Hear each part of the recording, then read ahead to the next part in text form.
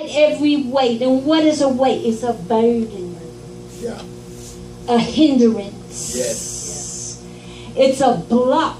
You're blocking something. It's like when you're in a swimming pool and you got that ball down in the water and you're trying to hold it down. And if your hand ever slips out from in front of it, it pops up. Right. Sometimes we're holding stuff down because we cannot. We're not ready to. We're not mature enough to go through it yet. So we hold that ball and our hand slips and it pops up and stuff happens. And we get it back down under the water. We don't notice it. We're holding it, and we walk this way and all of a sudden it's pop. And you're like, what? It's by faith that God is going to heal you. Yes. It's for Him to get the glory out of it. Yes. You go through things in your life so that you can help someone else. Yes. And the way He takes you may not be immediate healing. People say, I was immediately healed from cancer. I was immediately this. That was for them. Right. But it may not be for you. Because you have to use what you've been through, not since you've been saved, but the totality of the first time you breathe out of your mother's womb till you end up in the grave. You have a testimony. The witnesses in chapter 11 gave us a picture of what it will be like for us. And it's some of the things that we're holding down inside of us. If we don't let them go, we will reject God and not know it. Because that ball we hold down in that swimming pool water is going to pop up. And we're going to be like, ooh, I didn't mean that. And it's going to be too late. I didn't mean to get that mark on my forehead or hand. I didn't mean to. And you can't go back to God and say, I didn't mean to. Well, before all this happened, I was showing you the road. I was showing you how to get rid of all these things that you like to hold on to. I gave you my name. I covered you in the blood. I washed you clean. The inside of your cup was clean. But what happened to your faith? You know what I'm saying? What happened to your faith? Where did it go? And so this is very relevant in this day and time. Yes. Because we're getting close. We're getting ever so close. Yes. For Christ to call us up out of here. Yes. And if you are, it's ever so important to get these things. I'm not talking about something that happened last month. I'm not talking about something that happened 10 years ago. I'm talking about from the very beginning where you can remember. If you still have a grudge, if you're still holding a ball down and won't let it go, and it keeps popping up and your stuff happens, it keeps popping up and stuff happens. He said, I'm trying to get you to let it pop up so I can help you have faith in dealing with it because I got you. Yeah. And when you begin to look at Shaq, this guy is out in this water, in this boat. And all of a sudden, the water becomes very black, almost thick like oil. Right. And then all of a sudden, the bottom of his boat something is hitting the bottom of his boat, and his boat is starting to sink. And he becomes very fearful. And all the stuff that they had taught him before this point, he forgets about. Right. And Jesus is standing out in the water, just like he was doing with Peter. And he said, look at me. Don't look anywhere else, but look at me. Right. Look at me. Stop looking at the situation around you. He wouldn't stop, and he thought he saw something. He reached down to get it, and he drawn his hand back because it escaped him. Don't reach back and get it. His hand came out, and it was dark, oil, and he was like, ugh. And Jesus kept saying, look at me. Look at me. Concentrate on me. Yes. Don't look at what's happening around you. Yes. Look at me. Look at me. And when he began to look and stop turning his head. Come on. He stopped turning his head, and when he began to just say, okay, his faith kicked in. Right. Just like Peter should have. Yes. When he saw him go, he should have But he didn't. This man had to look. When stuff starts happening, I'm telling you, everybody wants to say crazy things. How can it, because I'm like, I picked something up from a movie, okay? But it meant something to me. That God was talking to me through that movie.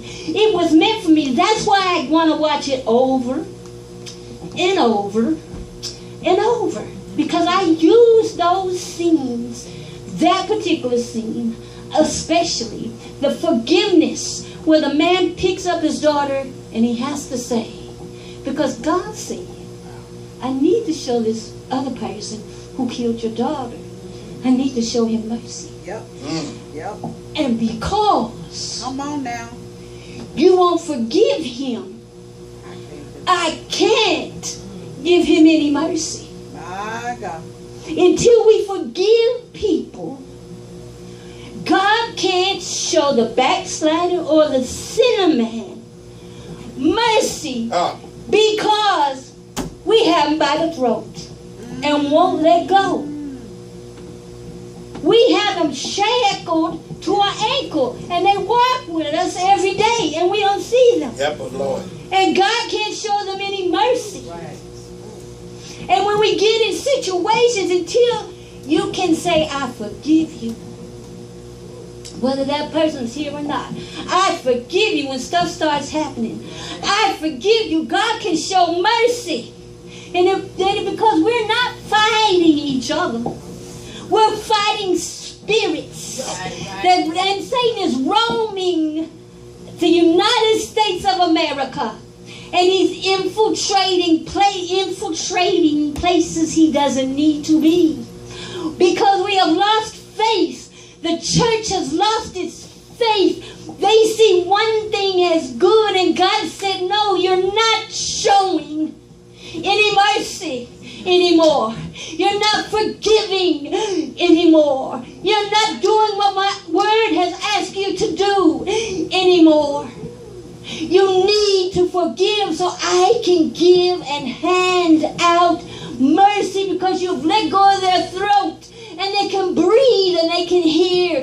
Because when somebody has you by your throat, after a while you can't see. After a while you can't hear. And then no breath at all. Right. Ask me how I know. It happened to me. I know. It's not something that I don't know. The first thing that happened to you, blinded.